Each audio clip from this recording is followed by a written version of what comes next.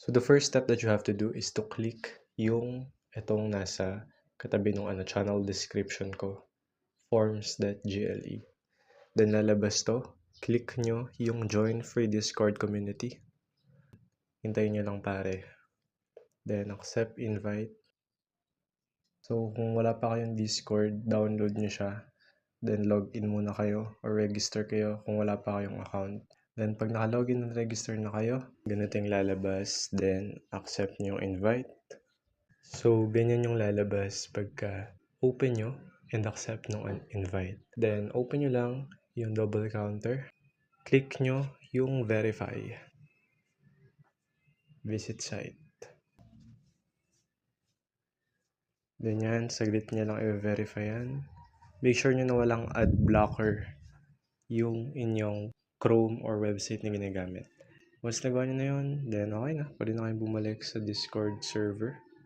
Verification successful. And ibig sabihin nun, pwede nyo nang i-access yung laman ng community. Then nandito yung mga rules.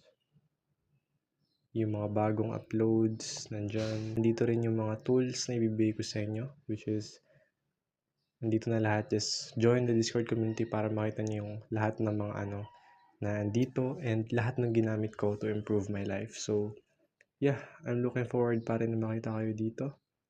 And yeah, ano pa ba? Like, ang dami kong pinaglalagay dito. How to exercise, how to set goals, sort of introduction, introduce mo sarili mo, success stories.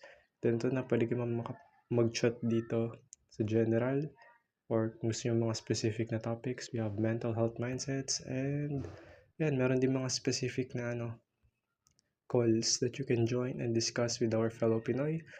But for now, wala pa masyadong nag-join dito. And gusto nyo mag-join dito pare and become the person who invests their time sa health, relationship, or purpose nila. Join the community pre and let's quit gaming.